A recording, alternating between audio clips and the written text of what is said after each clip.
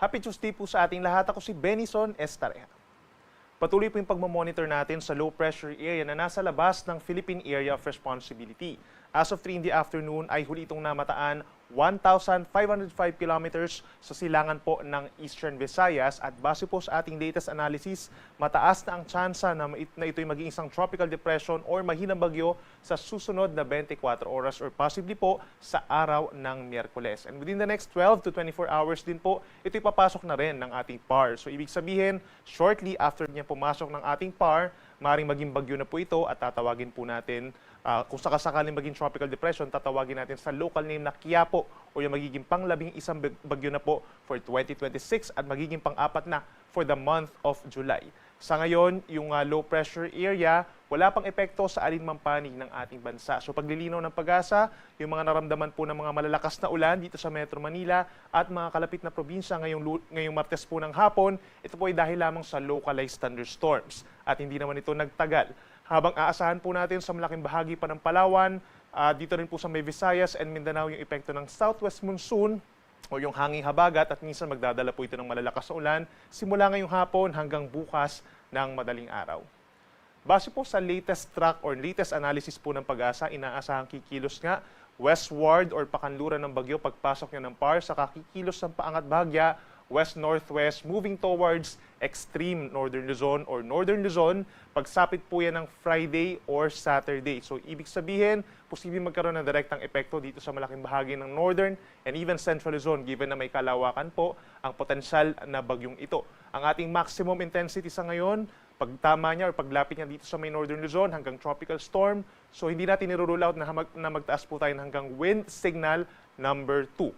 At hindi natin nirule out din po na magkakaroon ng pagbugso ng hangin or mga wind signals dito po sa hilagang bahagi po ng Kabikulan, knowing nga na medyo open space po dito sa may area ng Catanduanes and Camarines provinces. Samantala, pagdating naman po sa natitirang bahagi ng ating bansa, simula po Thursday hanggang sa possibly sa weekend, yung ibang mga lugar po na hindi naman po direktang maapektuhan nitong potensyal na bagyo ay magkakaroon pa rin po ng southwest monsoon or hanging habagat at posible yung pinakamalalakas na mga pag-ulan dito sa western section, lalo na sa may parting Mimaropa, Western Visayas, Negros Island Region, Zamboanga Peninsula, Bangsamoro Region hanggang doon sa may Soc-Sargen kung saan nagkaroon nga po ng mga pagbaha at mga pag-apaw ng mga kailugan. So make sure po na mag-antabi tayo sa ating mga updates for possible changes pa dun sa magiging track ng potential na bagyo. Dahil kapag naging bagyo po ito, maglalabas po tayo ng official track, possibly po yan bukas or sa Thursday.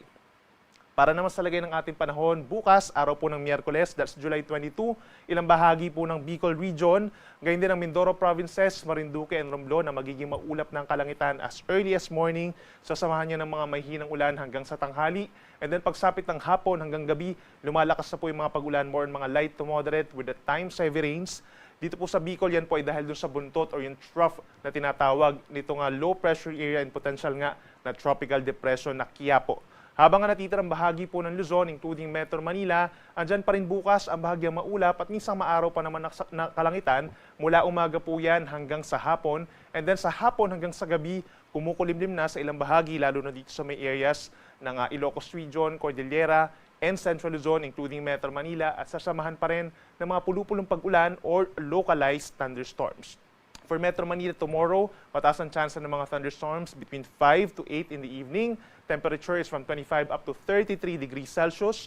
Sa may Baguio City naman, 18 to 25 degrees. At mananatiling mainit sa tanghali sa may Tuguegarao hanggang 36 degrees Celsius. Sa ating mga kababayan bukas, Miyerkules, sa may Palawan, Visayas at Mindanao, andyan pa rin ang epekto ng southwest monsoon or hanging habagat, hindi pa po ito enhanced, at dun sa buntot or trough ng low pressure area or bagyo dito po sa may Eastern Visayas. So yung magiging impact ng weather is makulimlim na panahon for most of the day. Aasahan po yung mga pag-ulan, hindi siya tuloy-tuloy but more on mga light to moderate rains na pabalik-balik at aasahan po yung minsan malalakas na ulan pagsapit po ng hapon hanggang gabi. Kaya nandyan yung chance na mga pagbaha sa mga low-lying areas, pag-apaw ng mga kailugan, at pagguho ng lupa sa ilang mga bulubundukin po na lugar. So make sure na meron tayong baon na payong o sombrero, kapote kung lalabas po ng bahay, at mag-antabay lamang po sa ating mga possible advisories or heavy rainfall warnings. Temperature natin sa malaking bahagi ng Palawan, Visayas and Mindanao, yung maximum temperature po sa tanghali, posibleng maglaro between 31 to 32 degrees Celsius. Para naman sa lagay ng ating karagatan, surprisingly wala po tayong nakataas pa na gale warning sa alimang panig ng ating bansa ngayon hanggang bukas.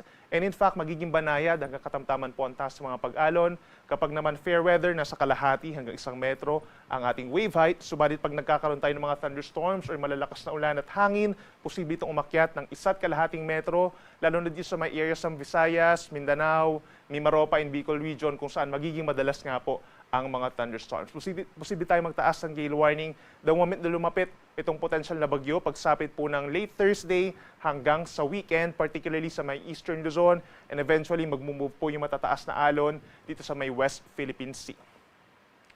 Para naman po sa lagay ng yung tinatawag natin na significant rainfall po sa mga susunod na araw, meron tayong mga probinsya po na posibleng magkaroon nga ng significant na ulan. Simula po yan bukas ng hapon at ito yung time kung saan lumalapit itong potential nga po na weather disturbance o yung pre-Quiapo. Asahan po simula bukas or Miyerkules ng hapon hanggang Thursday afternoon, Maguindanao del Norte, Sultan Kudarat, and Sarangani, posibleng magkaroon ng hanggang 100 millimeters of rainfall in a 24-hour period. Sa mas madaling salita, ito yung mga pag-ulan na posibleng mag-cause po ng mga pagbaha sa mga low-lying areas at yung pagguho ng lupa sa mga bulubundukin na lugar. But please take note po na kada local government unit or kada municipality or city po ay iba-iba yung reaction po sa malalakas na ulan. So may mga inuulan ng mga lugar na hindi naman po talaga binabaha dahil nasa matataas sila na lugar at merong mga magkaroon lamang ng mga quick thunderstorm, nagkakaroon na ng mga pagbaha. So make sure na coordinated tayo sa ating mga local government units, lalo na yung mga rescuers and responders kung kinakailangan po ng evacuation dito sa mga lugar na nabanggit natin na nagkaroon na rin ng record ng mga pag-ulan dahil po sa habagat na pinalakas ng bagyong Inday. Para naman po sa araw ng Thursday afternoon hanggang sa Friday afternoon, ito yung time kung saan patuloy yung paglapit nitong si bagyong tatawagin nating Quiapo dito sa may Northern Luzon at magkakaroon pa rin ng epekto ng habagat dito sa mga lugar na malayo doon sa bagyo. So we're talking of Lanao del Norte, Lanao del Sur, Maguindanao del Norte pa rin, and Sultan Kudarat pa rin. Asahan po yung hanggang 100 millimeters na dami ng ulan. In a 24-hour period, more mga light to moderate with at times heavy rains po ito. Gayun din ang Negros Occidental, lalo na yung southern portion. Posible mag-cause yung mga pag-ulan dahil po sa habagat ng mga pagbaha pa rin sa mga mabababang lugar, pag-apo pa rin ng mga kailugan at yung pagguho ng lupa sa mga bulubundukin na lugar. Lagi magantabay sa mga possible heavy rainfall warnings. Hindi natin rule out na magtataas tayo ng orange and red rainfall warnings sa mga probinsyang ito. At maging yung mga nearby areas, knowing na magkakaroon tayo ng epekto ng southwest monsoon over Visayas and Mindanao. At para naman sa lagay ng ating panahon, simula po Thursday hanggang Saturday, maulang panahon ang iiral po sa malaking bahagi ng ating bansa dahil sa pinagsamang epekto ng pre-Quiapo plus itong southwest monsoon or hanging habagat na posibleng mag-enhance po the moment na mas lumakas pa itong potential po na sama ng panahon. So pagsapit po ng Thursday morning hanggang sa tanghali, magiging maaraw pa naman sa ilang bahagi ng Northern and Central Luzon. Maulan na dito sa may parting Bicol region at ilang bahagi ng Mimaropa, Quezon Province. Thursday morning, more mga light to moderate rains. Pero pagsapit po ng Thursday ng gabi, all the way na hanggang sa weekend, malaking bahagi na po ng Luzon, including Metro Manila, ang magkakaroon ng makulimlim na panahon at sasamahan din niya ng mga pag-ulan. Yung mga pinakamauulan na mga lugar, itong pati po ng Mimaropa, Bicol Region, tapos pagsapit po ng Friday and Saturday, yung mga areas na dadaanan nga po, na posibleng daanan, itong weather disturbance, itong Cagayan Valley, Cordillera Region, lalawigan po ng Aurora plus Ilocos Region, and then some areas pa ng Tarlac and Zambales, Bataan area. Magkakaroon din po ng mga pag-ulan na minsan malalakas, kaya make sure po na coordinated tayo sa ating mga local government units for possible rescue, evacuation at yung suspension ng mga classes po at ng pasok.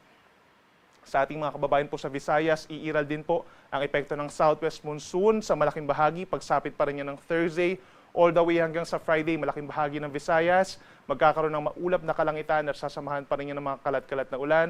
Pinakamalalakas po dito sa may kanlurang parte, we're talking of Antique, Iloilo, Guimaras, Negros Occidental, Negros Oriental, Siquijor.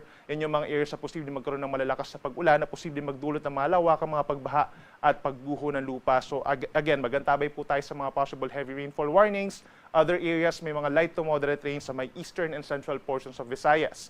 Habang pagsapit po ng Sabado, ito po ay sa moment po na pag nakalampas na itong si Bagyong possible Quiapo dito sa may West Philippine Sea, magkakaroon pa rin ng epekto ng habagat. Sa may Western Visayas and Negros Island region, meron pa rin mga pag-ulan na posibleng mag-cause ng mga pagbaha at pagguho ng lupa. Ang natitirang bahagi naman itong Central Visayas and Eastern Visayas, improving weather condition pagsapit po ng weekend. At sa ating mga kababayan po sa Mindanao, magpapatuloy din po ang makulimlim na panahon at sasamahan din ng malalakas sa pag-ulan. Inuulit natin yung mga areas po na nasa may Socsargen, Bangsamoro region, even Zamboanga Peninsula in Northern Mindanao. Diyan pinakamalalakas ang mga pag-ulan sa araw po ng Wednesday and even Thursday. Then pagsapit po ng Friday, mababawasan yung mga pag-ulan dito sa may parting Davao region and even some areas dito sa may Southern Caraga region na asahan po yung improving weather conditions. But the rest of Mindanao, asahan pa rin po ang makulimlim na panahon at sasamahan ng mga minsang malalakas sa ulan na nagdudulot pa rin ng baha at landslides. Then pagsapit ng Sabado, ilang areas na lamang dito sa may Zamboanga del Norte or Zamboanga Peninsula plus Bangsamoro region na magkakaroon ng mga pag-ulan dulot ng southwest monsoon. Other areas, improving weather conditions or partly cloudy to at times cloudy skies at may chance na lamang ng mga saglit na ulan at mga thunderstorms. Ang ating sunset, 6:29 ng gabi mamaya at ang sunrise bukas, 5:37 ng umaga. Yan muna ang latest mula dito sa Weather Forecasting Center ng Pag-asa. Ako muli si Benison Estareja. Mag-ingat po tayo.